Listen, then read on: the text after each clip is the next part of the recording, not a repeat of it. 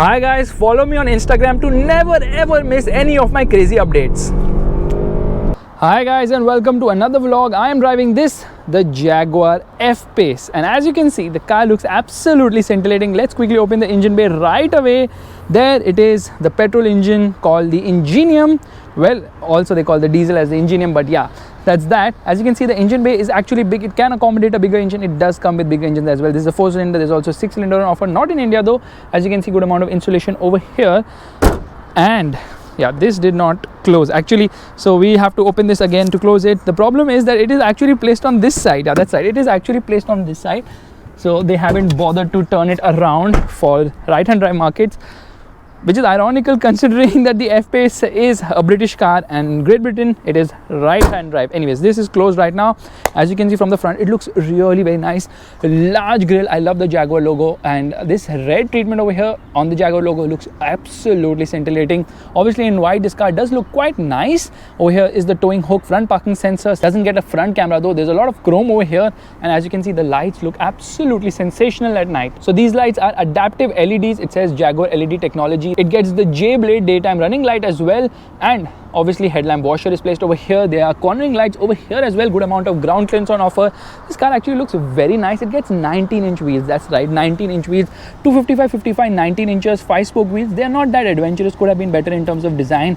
Sort of a matte black finish would have been really nice on this wheel. As you can see, the car is absolutely new, so you know there is no dirt there near the suspension either. But when you come to the side, you realize that this car, although long in length and is a crossover sort of, or you can call it an SUV, looks very nice and purposeful. The Jaguar design elements actually are very unique on this vehicle. Of course, a lot of typical Jaguar elements on this vehicle, like the tail lights. However, you can see there's a chrome surround over here, and of course a sloping roofline with a massive rear spoiler, a light placed over here, Jaguar logo over there as well, twin exhaust, and the bumper is actually finished in black. Meanwhile, the parking sensors over here as well. Actually, from this position the car looks very purposeful. I love how the exhausts have been done, and as you can see the packaging below is also very nice, well packaged. Everything has been concealed because this car is meant to go off-road. From the other side, well, you can see the actual design of this vehicle is very sporty. It actually is a car which has taken Jaguar's design language to another level altogether, because we know they make sedans, we know they make sports cars, but making an SUV, this being the first SUV, was followed by two others, of course the E-Pace as well as the I-Pace. And here you can see there's a reverse parking camera as well. There is the reverse parking camera. Let's quickly open the boot right away. So here opens the boot, but you can actually open it with a touch of a button on the remote as well. As you can see, the boot is decent size. There's a light here, there's a light here, there's a hook over here, there's a luggage net over here, there's a hook here as well, there's a hook here as well. Open this to access the toolkit. Over here is a 12-volt charging socket. There's a hook here as well, there's a hook over here. Lot of hooks. In fact, spare wheel isn't an alloy, which is kind of disappointing. It is a small size tire, and the earlier F-Pace, the one which was imported to India, actually got a full size spare wheel, and that time we applauded Jaguar for the same.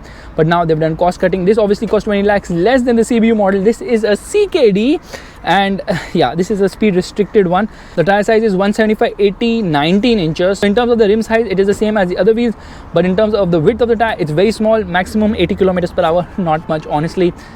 This closes like that, and there's a dummy covering over here because globally I think you press a button and this thing reclines. Well, not on the Indian model though, although there's not much of an effort to do that.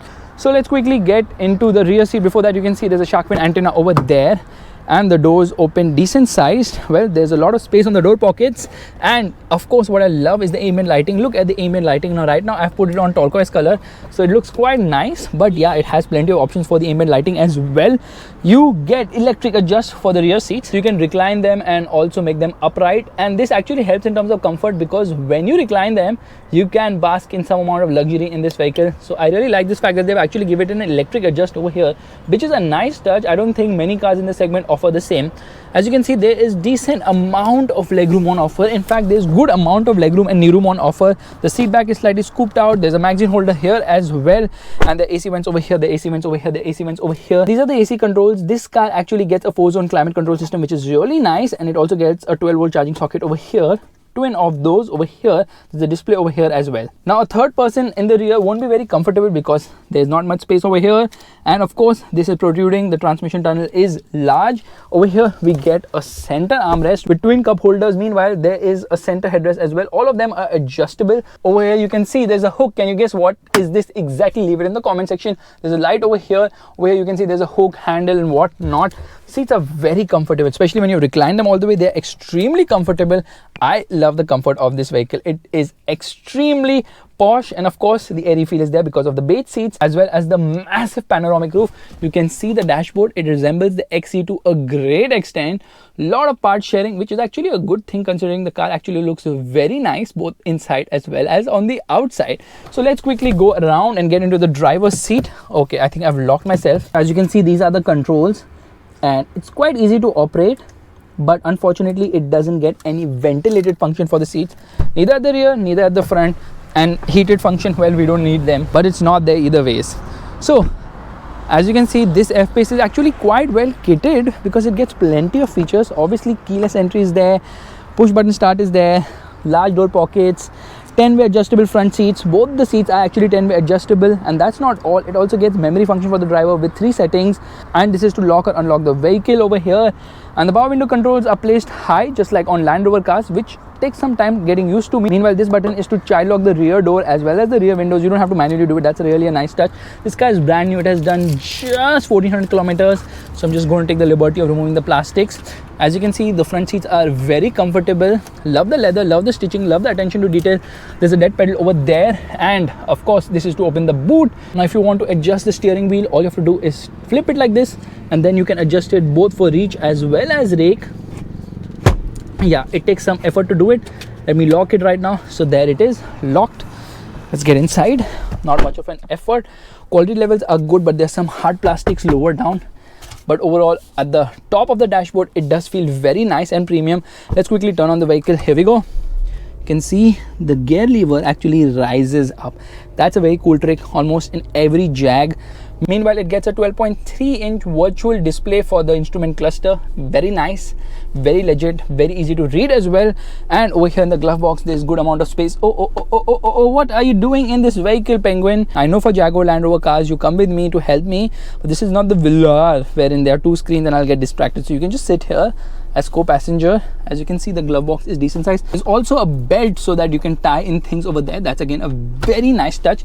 As you can see, the dash is very nice. It's a massive center console. Over here there's space to keep stuff. Over here there's a rubber treatment. Actually, you can easily slot in your phone over there, although you know it's not really meant for big phones, although my phone is actually small. And what is happening? Anyways, as you can see, there's a 12-volt charging socket over here.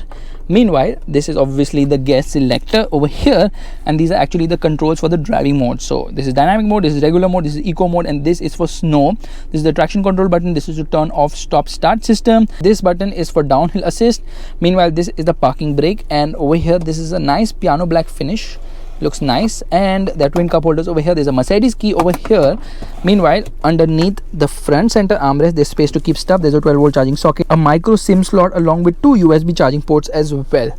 As you can see, this is frameless. It's an auto dimming inside rear view mirror. There's a sunglass holder over here where I have actually put my sunglasses right now, and these are actually the controls for the roof. So if I press this button, the panoramic roof sunblind will open. And trust me, it is a massive roof, brings in a lot of air and gives it a very premium and fresh feeling inside the cabin as well. Now if I press this button, then the sunroof will open. That will only take it up once, and if I press another time, then the sunroof will open. But that's about it. It doesn't open any further than that, which is kind of disappointing because yeah, it should have opened bigger so that you know more air could have been brought in inside the cabin. Meanwhile, over here there's a finish is really nice on the roof, nice velvet touch. Obviously you get a handle over here, you get a handle over here as well, and as you can see, you obviously get a light along with a mirror over here. Same is the case over here as well. Meanwhile, there are lights placed over here. All you need to do to operate these lights is press this button. Yeah, that's how simple it is. Lovely, isn't it? Need to remove this plastic sheet from here.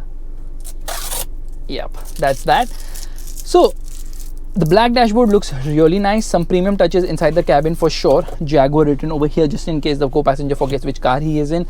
And over here the glove box can be locked as well. Like I told you, it gets 4-zone climate control system, individual zones for the front as well as the rear. This is the button to turn on the vehicle. This is the volume control button, and these are actually the buttons for the air conditioning. There's a hazard light switch over here. Meanwhile, it also gets a CD player, and this is a 10-inch touchscreen infotainment system, which is nice and fluid to use, although it's not the easiest to understand at first go, but once you do, you will really like it. It also gets its own app. So yeah, it is a very loaded console over here. Meanwhile, there are plenty of buttons on the steering wheel. These are obviously for the cruise control. These are for the audio system as well as for the voice command. These are the controls for the wipers. These are the controls for the headlights. This is actually for the fog lights. Meanwhile, I'll just use the wiper right away. Now pressing this button will turn on the rear wiper, and it cleans the windscreen in no time at all. And this is for the front wiper. Again, works beautifully well. Puts a lot of spray on the windscreen and absolutely cleans it. Meanwhile, this instrument cluster also changes color. If I get into dynamic mode, it will turn red and looks very sporty, doesn't it?